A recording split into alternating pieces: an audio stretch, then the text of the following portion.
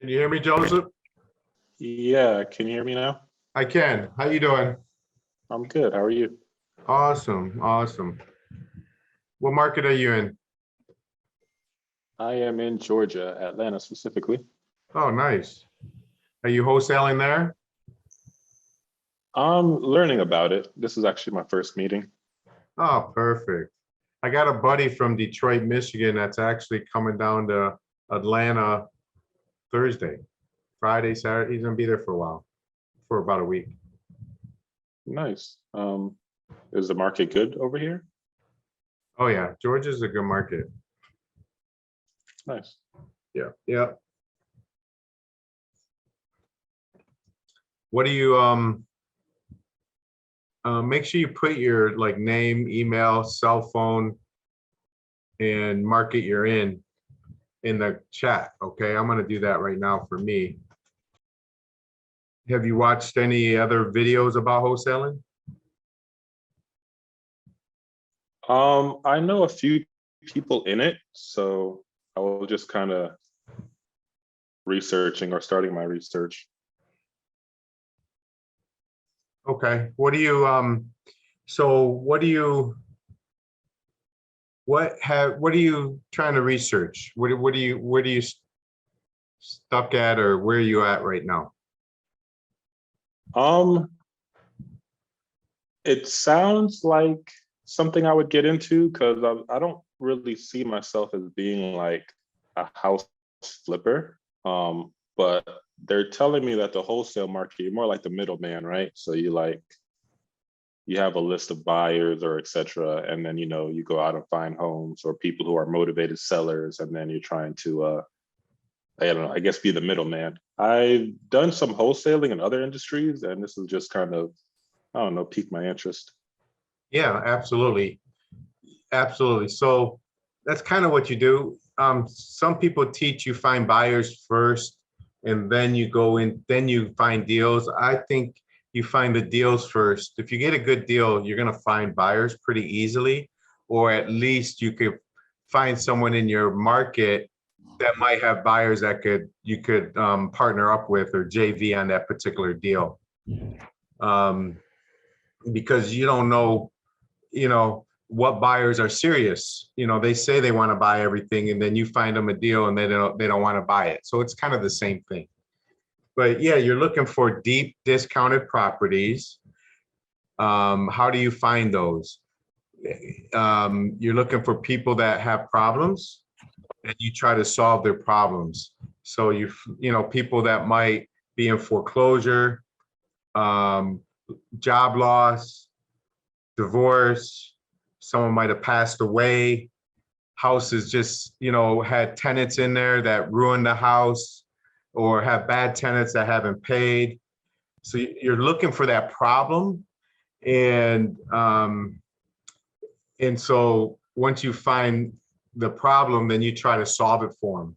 And let me tell you about a deal. This is like a deal you're like, why the heck is someone selling it so cheap? Right? You can't even try to get into the seller's mind. You I got a deal. It's a 4-family, 4-unit, fully occupied in the suburbs.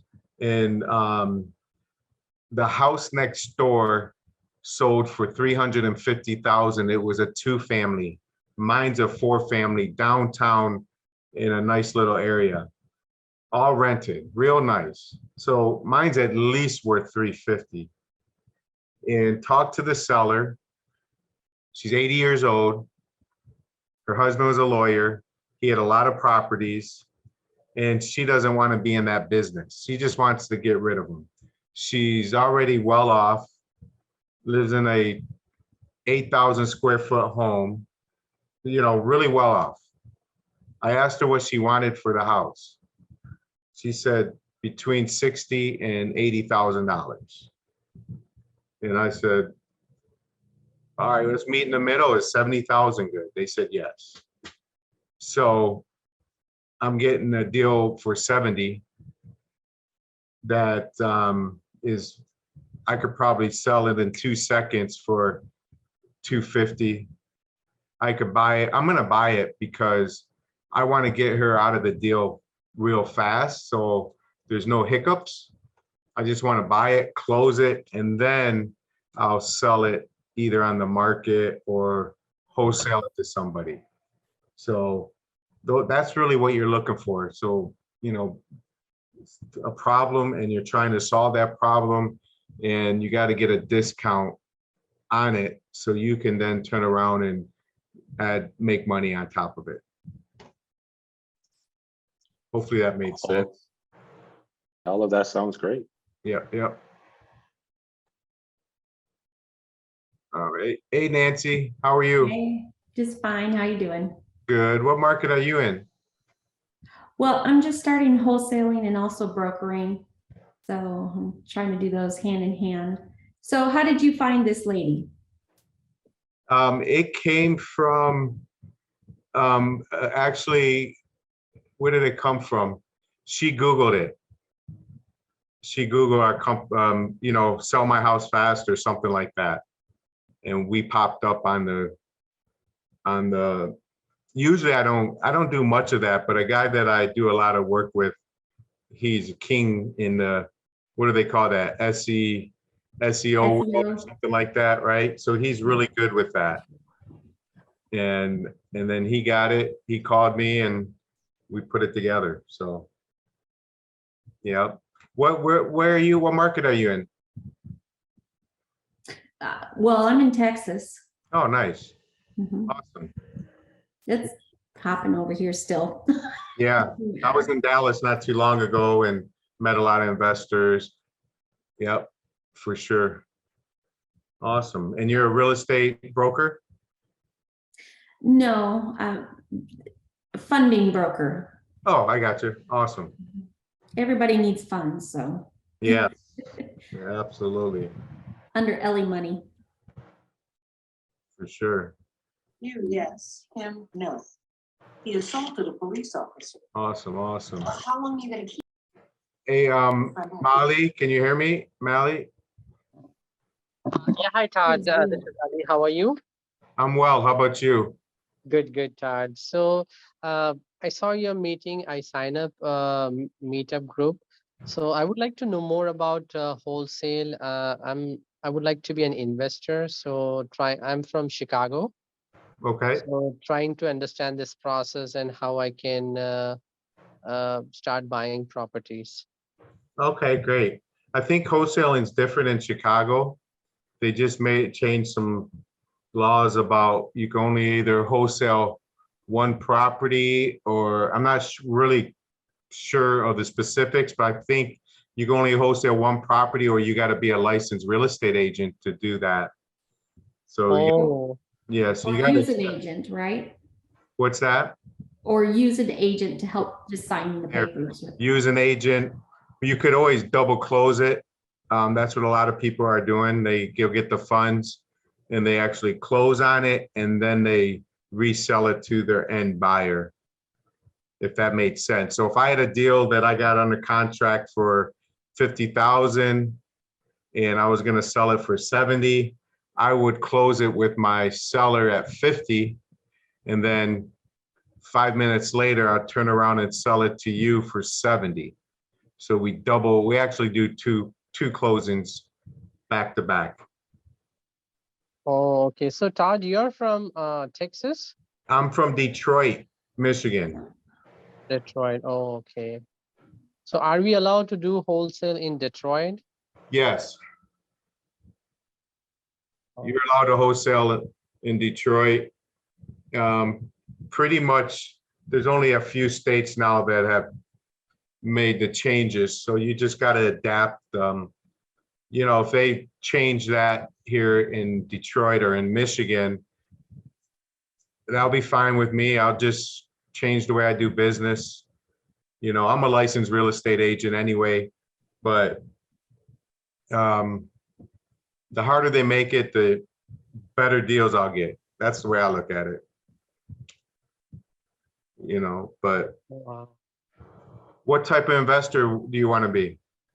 I want to buy rental properties, Todd. So that's my end goal. Okay.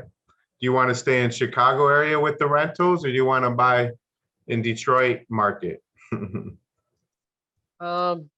Yeah, Detroit and Indiana is fine too. Yeah, I got a bunch of deals, so make sure you put in your contact information, your name, email, and cell phone. Everyone, please do that, because I like to save it. If anyone wants I got put your information in there. I got my information in there already. What I'm offering for free, let me tell you what it is. I have a purchase agreement, an assignment agreement that I use, a code calling script, a lead sheet, a letter of intent to purchase. We're gonna go over that today, like a script sample, and a couple tenant information documents that I could send you I got it all in a Dropbox. If anyone would like that, just send me a text that you would like it. Say, please send me the Dropbox, and then I'll send it to you. But also put your information in the chat, please.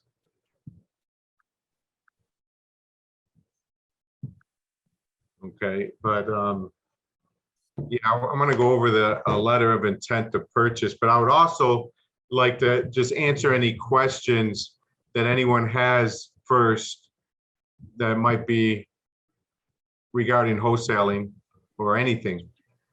Hey, can you hear me? I can. How are you? I'm Will. I live out in Los Angeles area. I'm not totally sure. So I just actually purchased a property out in North Carolina, and ultimately learned a couple lessons from there, and am probably looking at either getting into the wholesaling game or finding wholesalers, because the next property I want to do is probably going to be in Los Angeles area as like a primary residence. But at this point, it's really hard to find properties for under market value. You know, I understand like the game of wholesaling is selling it for under appraisal, but I'm just very curious. I mean, you work as a wholesaler. Where do a lot of your clients come from? How do they get in contact with you? Because I'm not totally sure if I would like to be a wholesaler, but at the very least, I'd love to meet some in the area or some to buy properties from, because my one regret with my primary rental that I have now is not having a bunch of built-in equity into it. Even though it's cash flowing and everything else, like having that extra equity should like I need to back out or anything like that is huge. Okay, absolutely. Well, there's all kinds of ways. In the client, you mean, how do I find the deals, right, from the sellers? Yeah, like, or I mean, me acting as like a buyer Yeah. from a wholesaler. Like, how do you get your clients, or where are a lot of these people coming from, and how do they find you?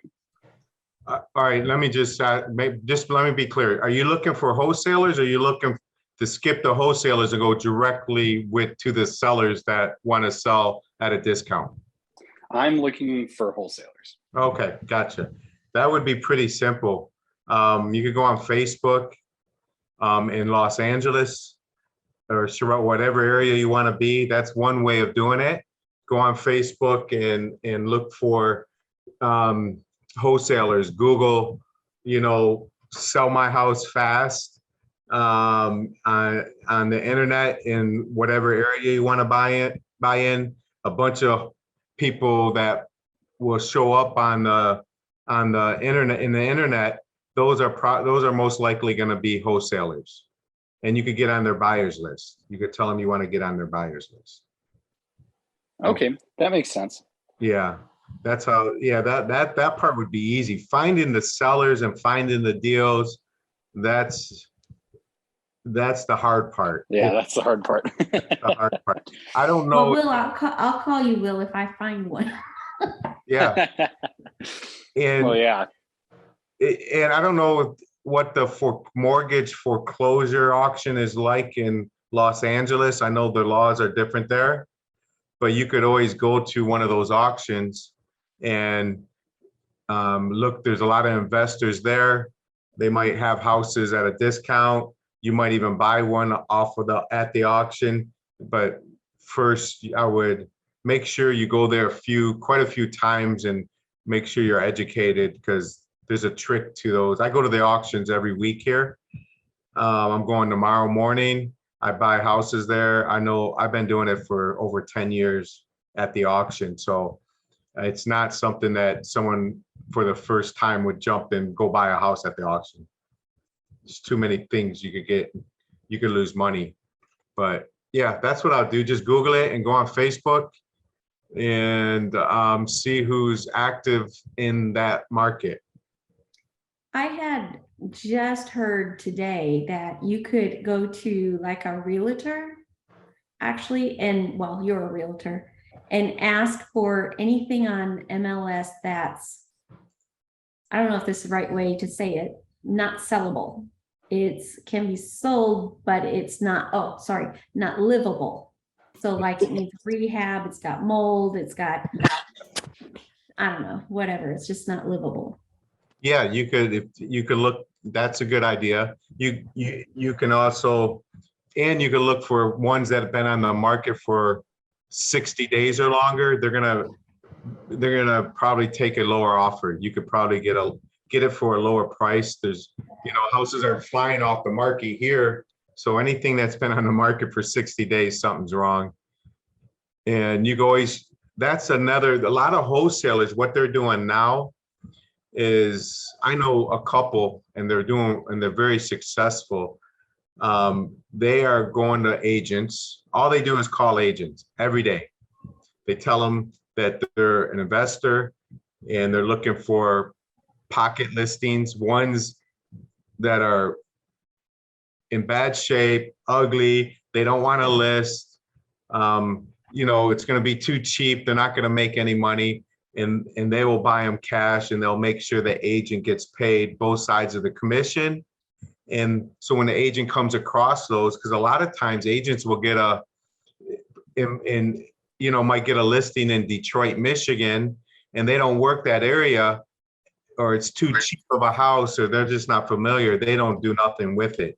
Now they're going to send it over to that wholesaler investor, and they're gonna work it, and they're gonna make sure that agent gets paid. So that's a good point. To call agents and ask them if they have anything off market, pocket. They call it pocket listings. Anything that needs to sell fast, and that's what you got to do. Will, is make sure you're ready to move.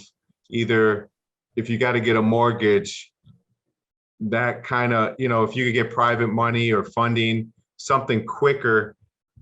The quicker, the better. But if you have to get a mortgage, you just make sure you're ready to go.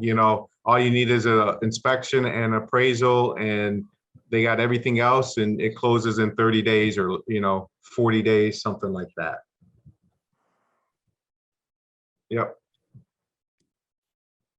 Okay, that makes sense. Did you say something else? Well, I heard that makes go sense. through like hard money and stuff like that. But 10% interest on that, and then also closing costs of like opening up another loan, like a standard mortgage. It's going in and out, Will. Sorry. I lost you, man.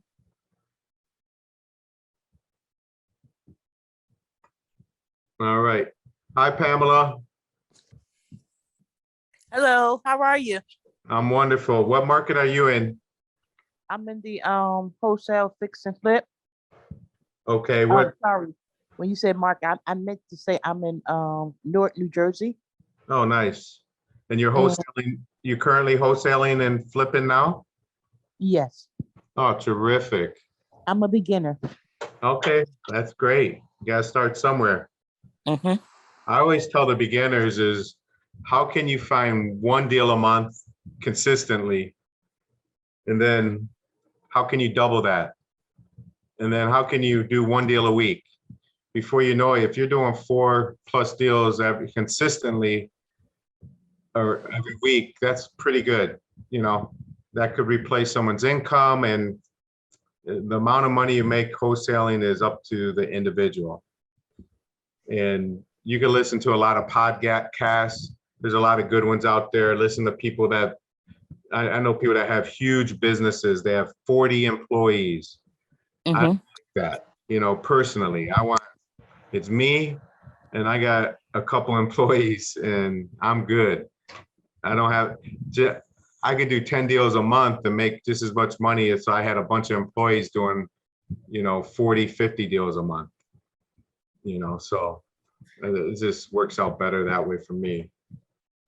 So how, Pamela, are you finding deals? How what? I was asking Pamela how she's finding deals. Okay, I go to PropStream, and I'm also a part of another software, Flipster, to get my deals. And I Mhm. have REI Pro, Batch Lead. Well, I'm gonna nail down to just one.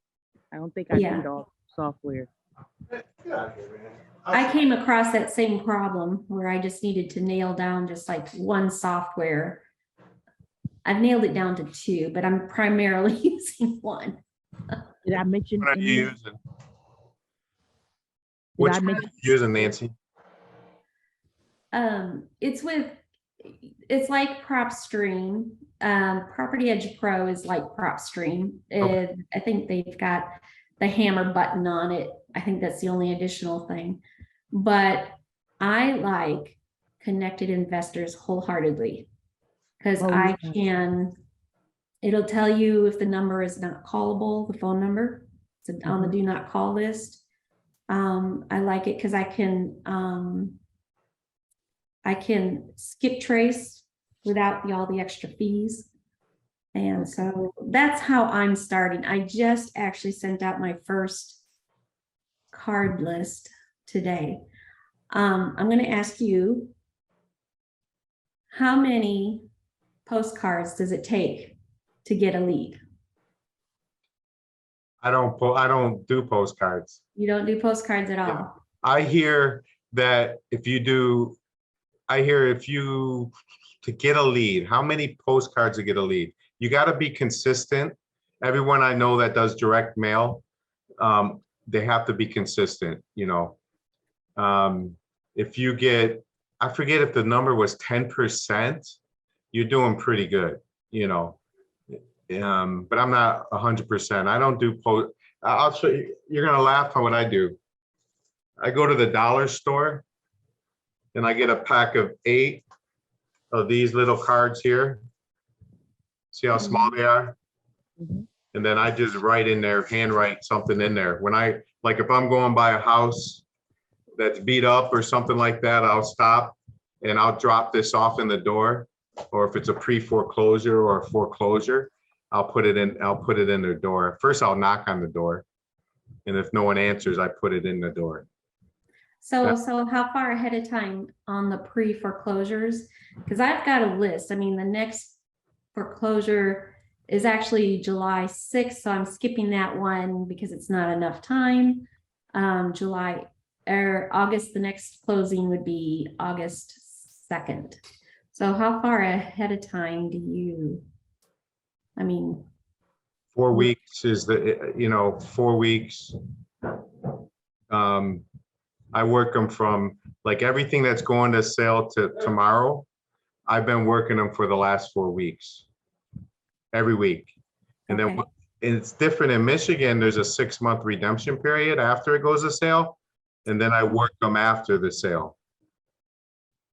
I don't Wow. know what it is in Texas. I don't know if they have a redemption. They probably do, but I don't know if it's 2 weeks or a month or 6 months. Don't know. Yeah, that's really important. For tax deeds, it's like 6 months. In But Texas, I mean, Texas is cutthroat. I mean, short. I work the mortgage auction, not the taxes. The tax auction is the day you win the bid, is the day you get it. If there's no redemption period, you know, that's for taxes, but the mortgage is different. I'll ask. Yeah, that's a good point because if there is a redemption period, Nancy, call me and I could help you. I could give you some pointers. Okay, Okay. for sure.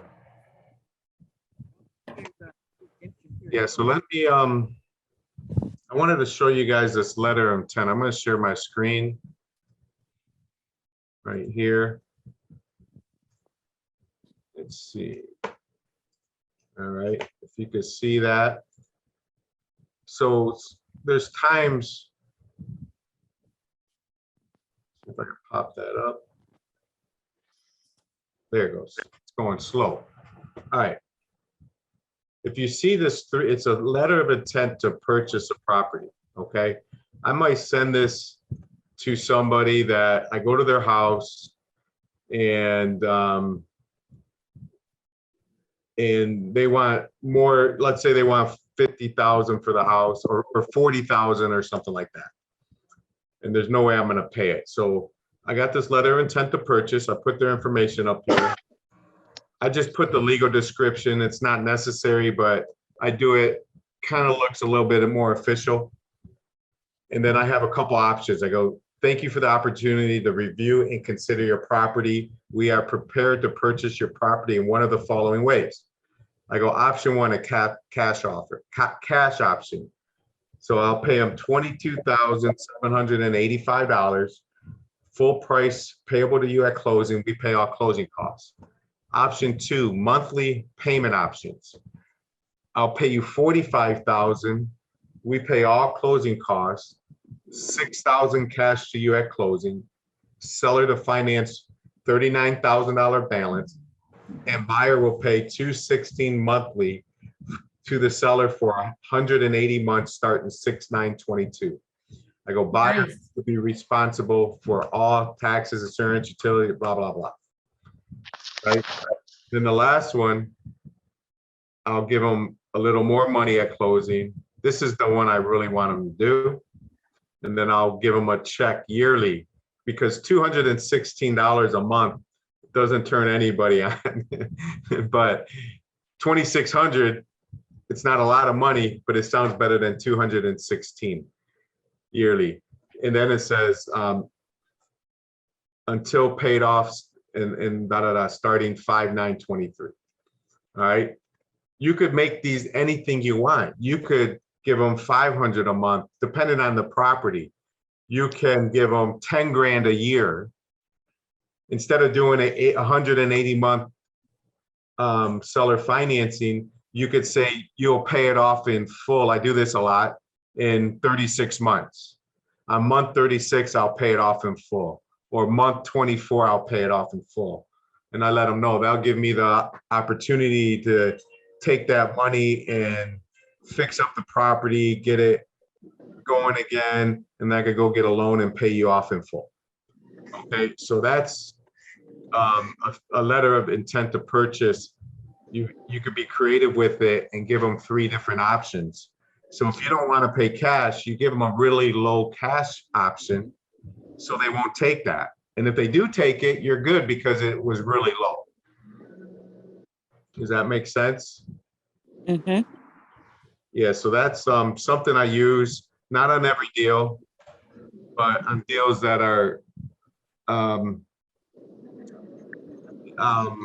they want more money than I'm willing to pay up front. I'm okay if I could pay it because I could wholesale this. If someone took this offer right here, I could wholesale this all day long. All I'll do is add 5 or 10 grand or 7 grand on top of this. I'll tell them there's a buy-in fee to take over this. There's a buy-in fee of $7,000. That $7,000 will go to me. Then the other 8,600 that they'll pay will go to my seller, and then they'll start with this. So you can still assign it, even though it's a seller finance type option.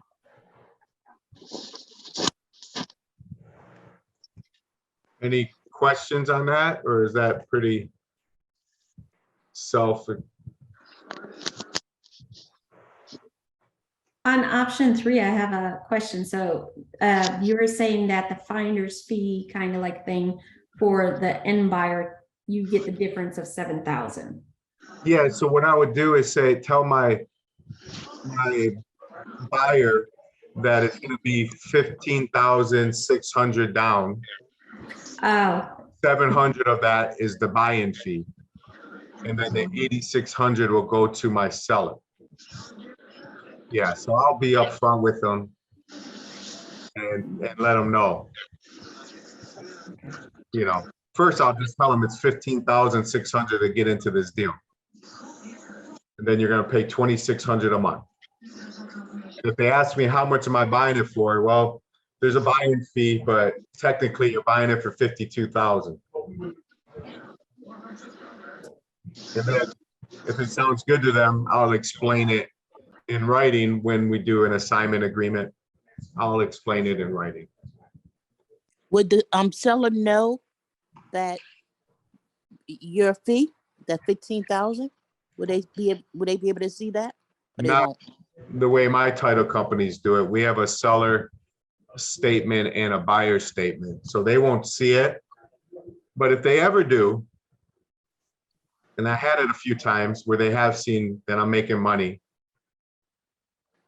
I just say, I always tell them, I said, look, I gotta fix this house up. This is the way I get extra money. That's what I tell them. I always get some money so I could fix the property up. You know, so that's kind of how I do it. But usually, you got to find a wholesale friendly title company. And how do you find them? You can ask other wholesalers in your area. You could go on different Facebook groups and you could find wholesale friendly, title companies. I use about 3 of them here locally that I like. But so that's in the Dropbox. So I'm going to send you guys this Dropbox. It's just a link, Nancy. You don't need Dropbox to do it. You'll just click on it and the stuff will pop up. Okay. And if you have a problem, you'll let me know. No big deal. But just make sure we have all your, I'm going to save the chat. We got all your information. And anytime someone has any question, or needs help structuring a deal, Nancy, once you find out what the redemption period is in Texas, let me know. If you can't find it, I know a lot of people in Texas, I could figure that out. And then I could give you some pointers of how that's a little niche that a lot of wholesalers are not doing. And I could help you. We could do a lot of deals together, in Texas. So I know a lot of buyers there. I'm just working on my buyer's list. Yeah, for sure. But now, what we're gonna do now, I got a guest here, a business partner of mine, Michael Kennedy. We're gonna talk about the essential services and how it goes hand in hand with us investors, real estate investors. And it doesn't take long, about 15 minutes. And I'm going to introduce you to him, but first I want to save our chat here so I have it. I know it's really easy to do, of course. Oh, there it is. Make sure you put everything in there. Oh, there it is. Okay. Hang on. Hey, Mike, how you doing? Good, good. It looks like Molly, wife, had some questions before we get started. Oh, she did. Okay. Oh, I see. Oh, go ahead, Molly. I didn't see. I wasn't reading the chat. Sorry about that. Hi, Todd. Hi, Mike. How are you guys doing? Wonderful. Yes. Todd, I have a question. So basically, we live in Illinois. We live in Elgin. The west side of Illinois, Elgin, Illinois. So I wanted to ask you, so I'm actually a realtor in progress right now. I was a realtor back in like 2006 to 2009. And then I kind of quit after that because I had like kids and too much going sorry, going on that time. So I'm going back in real estate right now, and I wanted to ask you right now that I was really interested in this wholesaling stuff, but in Illinois, you were telling us right now that the rules change. Like for wholesaling, you have to become a realtor, and if you're selling like more than one property. And so I wanted to ask you, you are in Michigan right now, so is Michigan and Texas and all of these areas, are they more friendly, like landlord friendly than Illinois? Because I know that some parts of Illinois has some issues with has more tenant rights than landlord rights. So I was just wondering, we were also looking in Indiana, Iowa, Michigan. We're just studying each state by state that's closer to us, that's more easily where we can just drive, and not have to fly to.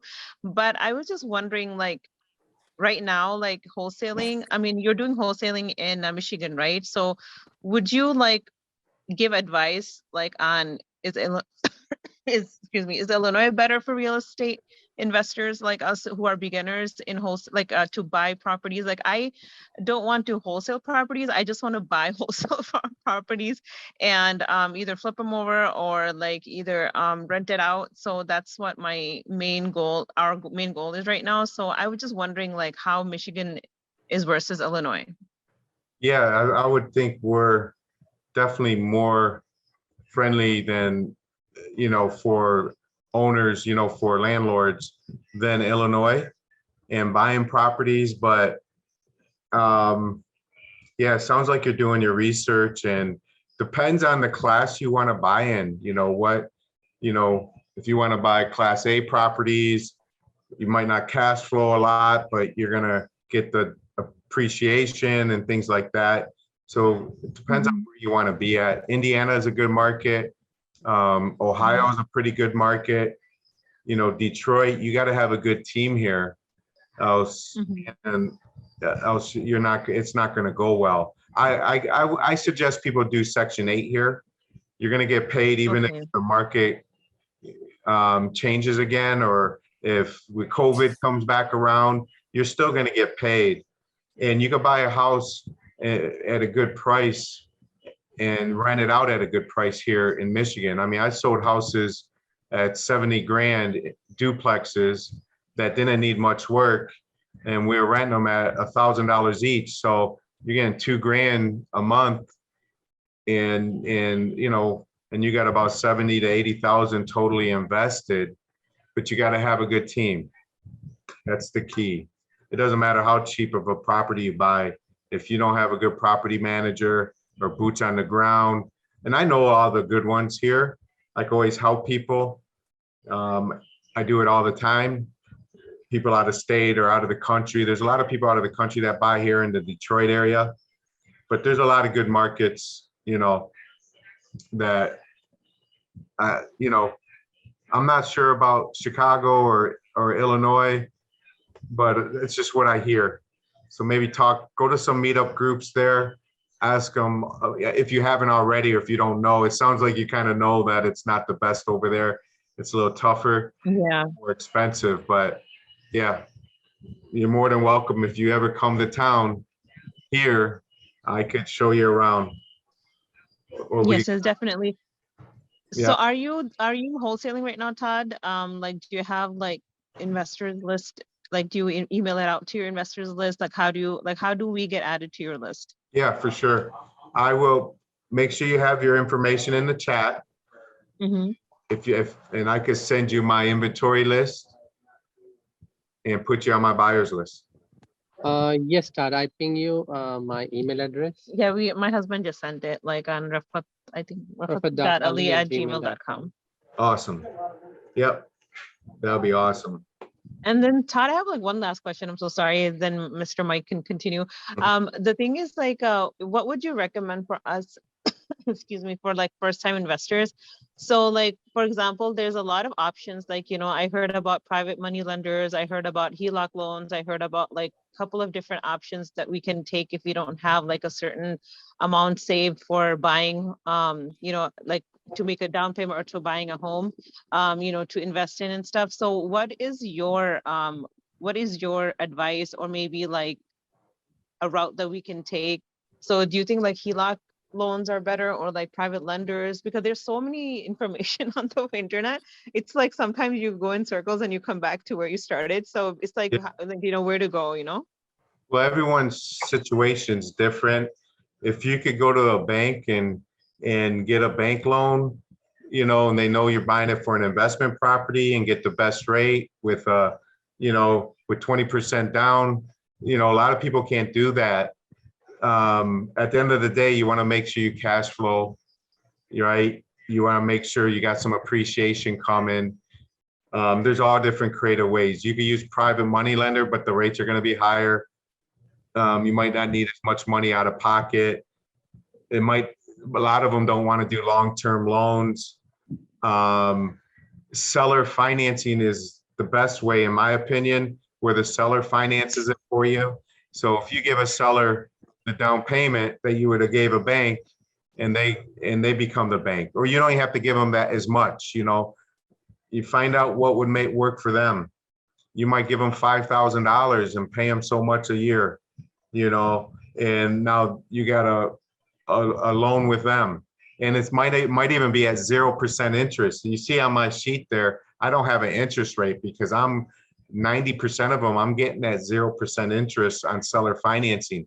Everything I pay goes right off the balance. It's way better than a loan at a low interest rate, you know?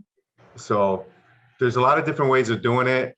I don't go through banks.